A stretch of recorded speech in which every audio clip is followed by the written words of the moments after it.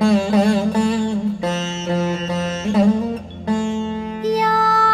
कुन्देन्दु तुषारहार धवला या शुभ्र वस्त्रावृता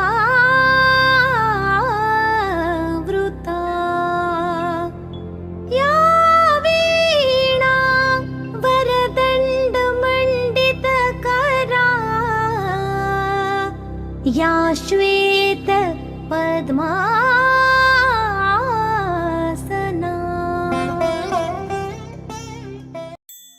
नमस्ते। हम रोज माँ लक्ष्मी, माँ सरस्वती एवं माँ दुर्गा जैसी अनेक देवियों की पूजा करते हैं। वास्तव में ये देवियाँ कौन है? ये देवियाँ किसको प्रतिनिधि करती हैं? इन सभी प्रश्नों के बारे में क्या हमने कभी सोचा है? चलिए उसके बारे में हम आपको बताते हैं। तो वो दौर 1937 के बाद का था। अरे ये आवाज कैसे? कहाँ से आ रही है ये आवाज? जरा चल के तो देखो।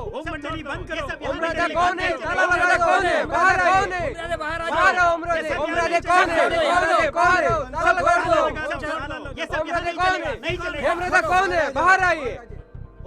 बंद करो। ओम राजा कौन है? ताला लगा दो। ओम राजा कौन है? ताला लगा दो। ओम राजा कौन है? ओम राजा कौन है? बाहर आओ।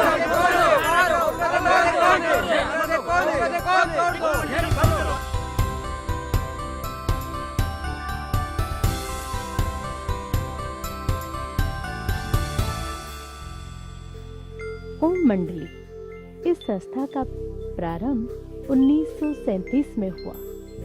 इस संस्था के आधार स्तंभ थे जगदम्बा सरस्वती, जिनको सभी प्यार से मम्मा कहते थे।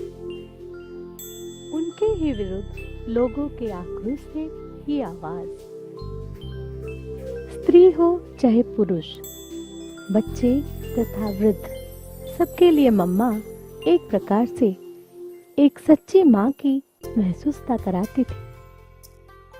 मम्मा के बारे में जानना है ना हमें? कौन थी ये मम्मा?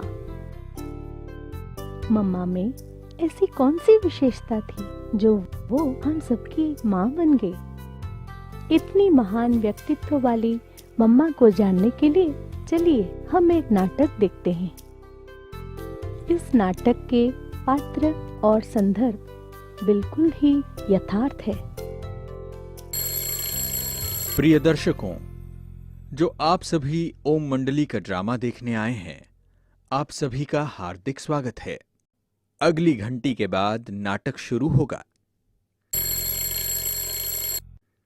ओम मंडली गर्व से प्रस्तुत करता है आदि देवी।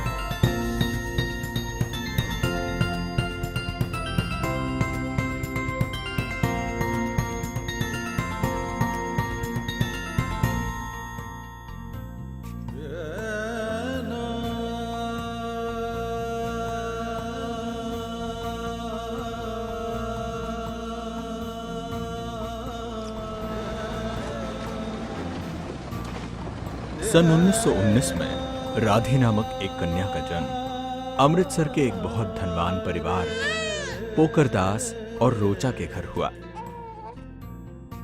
राधे पढ़ाई के साथ साथ संगीत और नृत्य कला में भी निपुण थीं। बड़ों और अपने मित्रों सभी की राधे चहीती थीं। राधे को बाजार के सबसे फैशन वाले कपड़े पहनने का शौक था।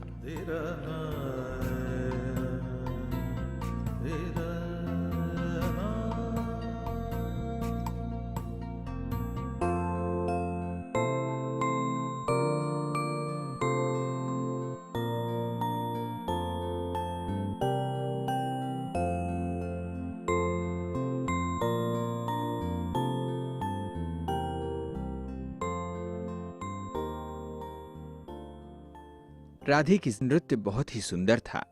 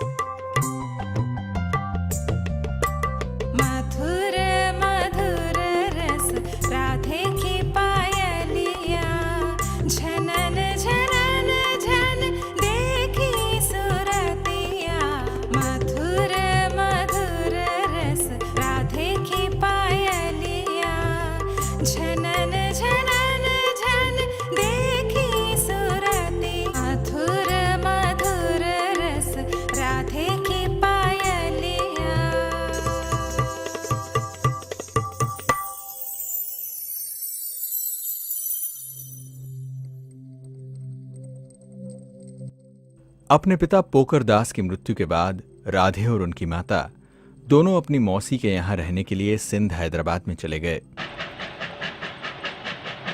राधे की जिंदगी की एक नई शुरुआत थी। वो सिंध हैदराबाद की यात्रा।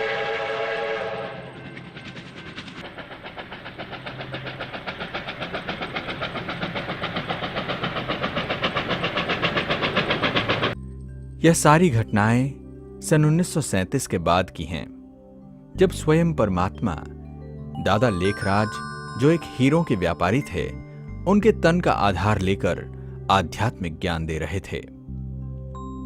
इस ऐतिहासिक कर्तव्य को निभाने के कारण वे प्रजापिता ब्रह्मा कहलाने लगे। उनके द्वारा स्थापित संस्था का नाम ओम मंडली पड़ा। जब राधे को पता चला कि ओम मंडली में आध्यात्मिक ज्ञान दिया जा रहा है, तब अपनी माताजी के साथ उन्होंने सत्संग जाना शुरू कर दिया।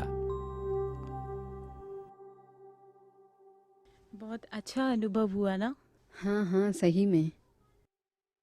क्या हुआ? मौसा जी और पापा जी के जाने के बाद आप दोनों तो बहुत दुखी थे। सुबह तो रो रो कर जा रहे थे, अभी इतने खुश कैसे हो? आज हम ओम मंडली सत्संग में गए थे। वहाँ हमें आत्मा का ज्ञान मिला। ऐसा लगा जैसे हम देह से अलग हो गए थे और हमारा सारा गम मिट गया। ऐसा है तो मैं भी आप लोगों के साथ उस सत्संग में चलूंगी।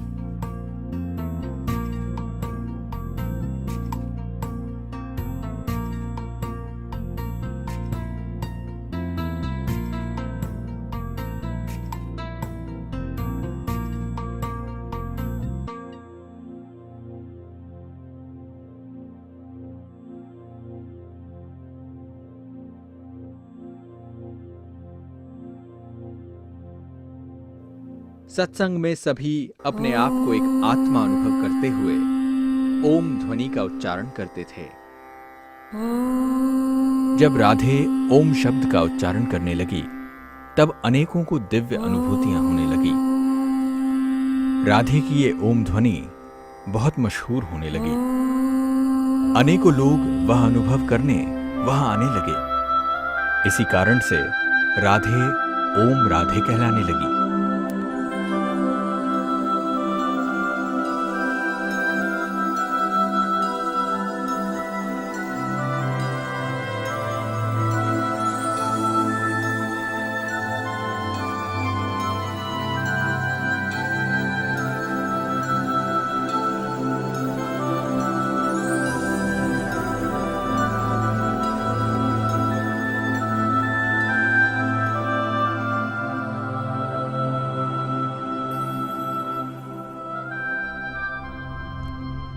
जैसे जैसे समय आगे बढ़ा, राधे बड़ी होने लगी।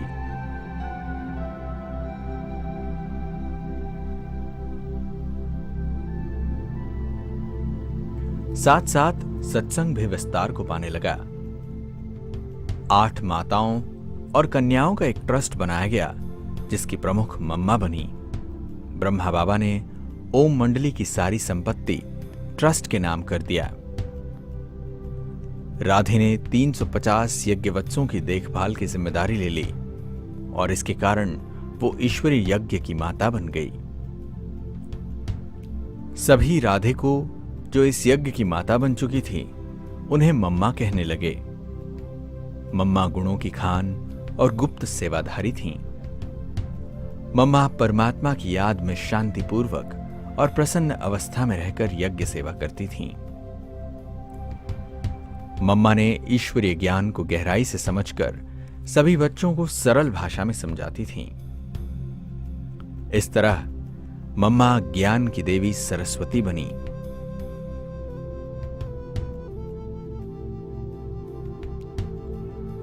भले मम्मा की उम्र कम थी, लेकिन छोटे और बड़े दोनों के लिए मां समान थीं। अपनी माता को भी वे अपनी बेटी जैसी मानती थीं। उनके अंदर अद्भुत मां की ममता थी, जिससे जो भी उनके पास आता था, सभी को वो बच्चे के रूप में बदल देती थीं।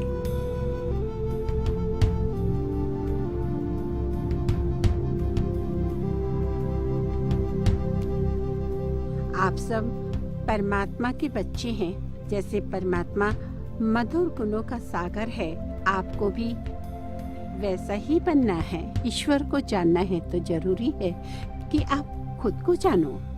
जब खुद के बारे में ज्ञान होगा तो आपको ईश्वर की प्राप्ति होगी।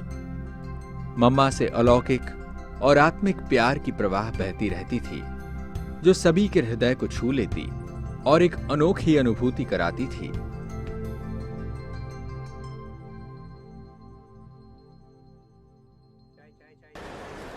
मम्मा, आप वापस कब आ रही हो? मम्मा, आप वापस जल्दी आएंगे ना? जरूर बच्चों, मम्मा सेवा के लिए जा रही ना। मेरे वापस आने तक आप लोग सब खुशी से रहना। ये कौन है? ये इतनी छोटी है, इनको मम्मा क्यों कह रहे हैं? आप मम्मा के नैनों में जरा देखो, उनकी अलौकिक दृष्टि से आपको सब कुछ समझ में आ जाएगा।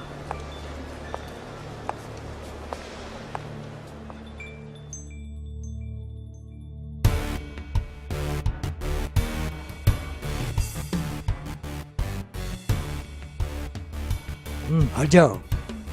बुलाओ तेरे मम्मा को। कहाँ है तेरा मम्मा? मम्मा अभी ध्यान में बैठी है, नहीं आ सकती।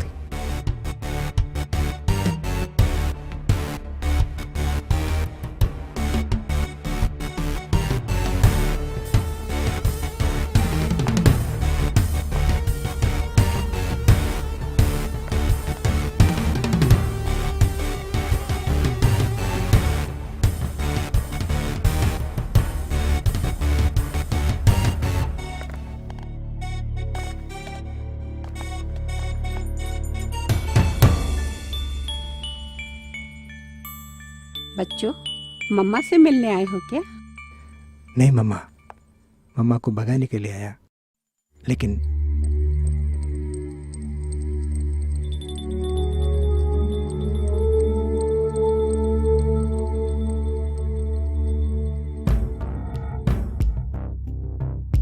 CC number 196/1942।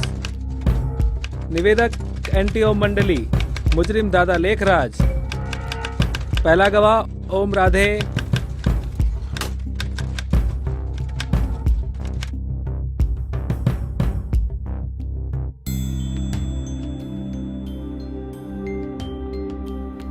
देखो देखो ओम राधे आ गई। अरे हटो हटो हटो, क्या इनको सजा मिलेगा? नहीं यार, नहीं? तो मंडली का है, इसलिए नहीं मिलेगा। अरे बोल नहीं सकते ना, कोर्ट का काम। कोर्ट का काम है भाई, अपन कुछ नहीं बता सकते। हटो हटो हटो।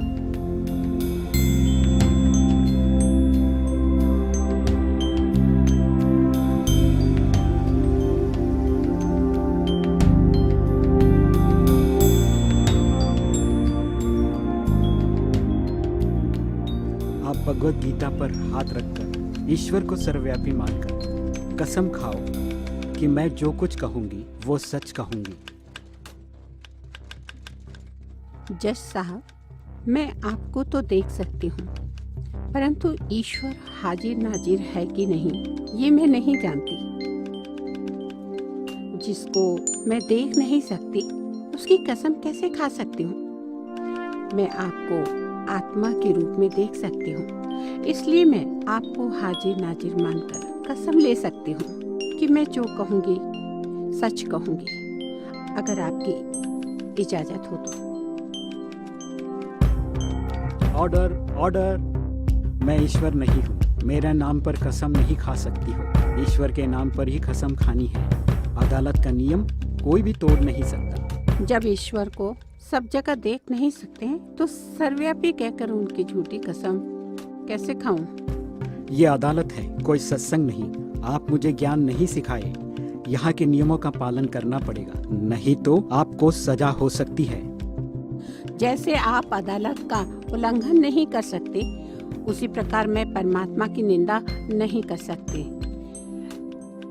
ऐसा कहते हैं कि धर्म की अतिग्लानि होती है तब ईश्वर अवतरित होते, तो फिर कैसे कह सकते हैं कि ईश्वर सब जगह है? परमात्मा स्नेह, ज्ञान और आनंद का सागर है। मनुष्यों में तो 5 विकार होते हैं, तो परमात्मा उनमें कैसे रह सकते हैं? आपका विश्वास जो भी हो, परंतु अदालत का नियम तो पालन करना होगा, उसे कोई टाल नहीं सकता। कोई भी परिस्थिति हो, मैं सच के विरुद्ध नहीं जाऊंगी। मैं आपको समय देता हूँ, सोचकर जवाब देना। मैं सोचकर ही जवाब दे रही हूँ।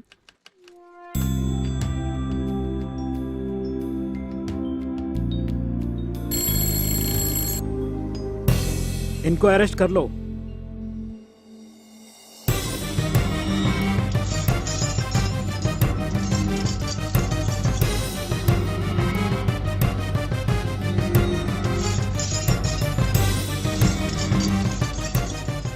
रुको।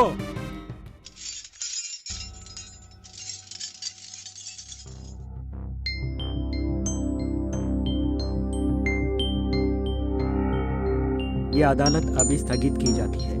थोड़ी देर के बाद पुनः आरंभ होगी।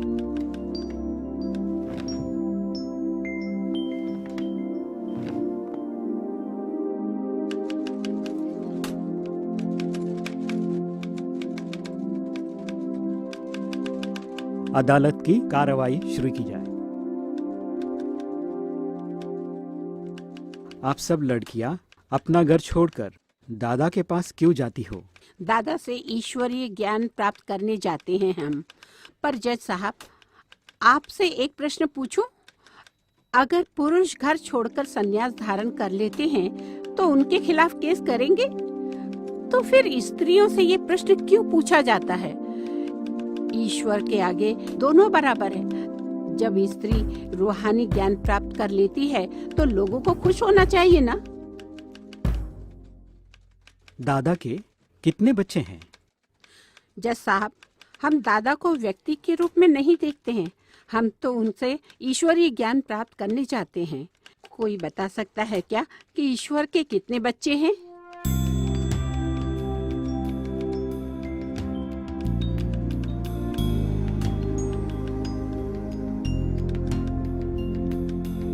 गवाह के बयान के बाद अपराध सिद्ध नहीं होता है, इसीलिए इस केस को यही समाप्त करती है।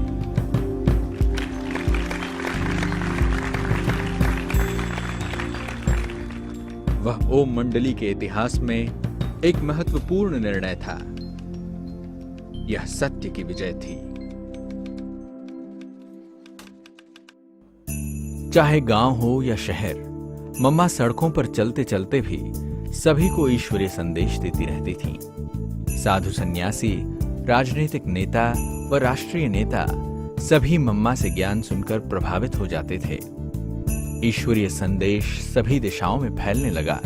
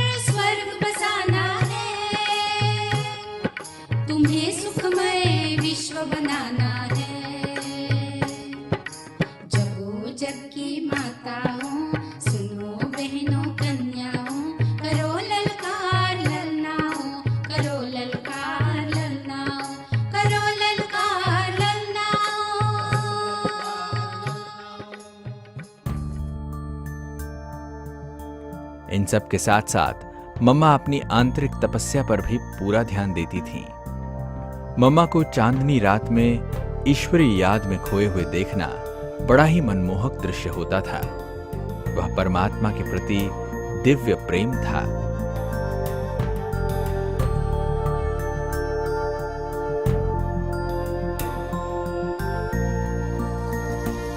मम्मा की सेवाओं के दिन जल्दी बीत गए। उन्होंने फेफड़े के रोग के कारण 45 वर्ष की आयु में अपने भौतिक शरीर को त्याग दिया। मम्मा अपने अंतिम समय के दिनों में भी सभी बच्चों से बड़े प्यार से मिलती थीं। अपने विदाई के समय मम्मा ने सबको मीठे अंगूर दिए, उसी अंगूर की बेल से जिसे मम्मा ने खुद लगाया था।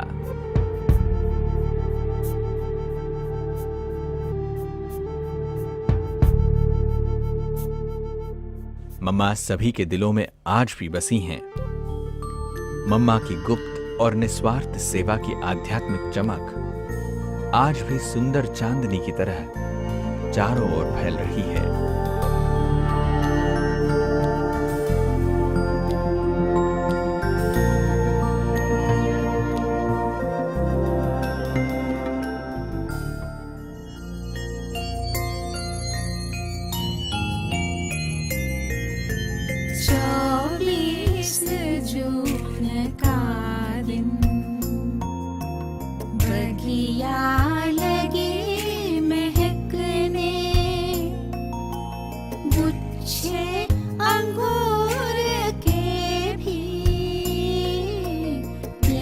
साथ सबके कहने,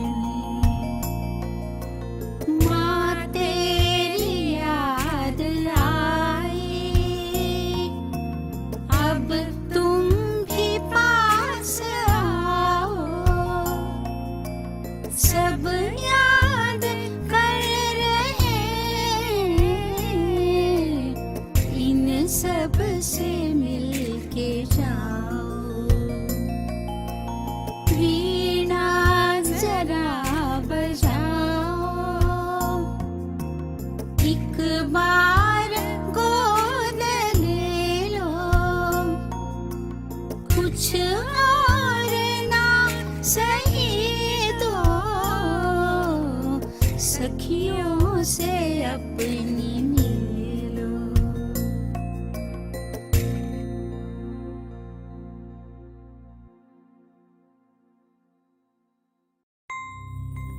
ये वही मम्मा है जिनकी पूजा जगदम्बा, लक्ष्मी और सरस्वती के रूप में की जाती है।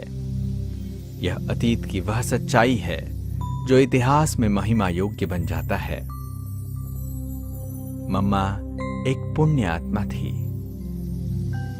मम्मा सारे विश्व की मां है। उनकी अमर स्मृतियों को हमारा शत शत नमन। ओम शांति। प्रजापिता ब्रह्मा कुमारीज ईश्वरीय विश्वविद्यालय के इतिहास में 24 जून का दिन बहुत ही महत्वपूर्ण माना जाता है। इसी दिन सन 1965 में इस ईश्वरीय विश्वविद्यालय के जो मुख्य प्रशासिका थी मादेश्वरी जगदम्बा सरस्वती, जिन्हें सब प्यार से मम्मा बुलाते थे, उन्होंने अपना भौतिक शरीर त्याग संपूर्णता को प्राप्त किया। आज संसार में सभी मनुष्य नश्वर शरीर और शारीरिक सुखों को ही यथार्थ सुख समझकर उसको प्राप्त करने की भाग दौड़ में अपने सर्व मूल्यों को खो दिया है। इस समय को ही अधर्म का समय कहते हैं।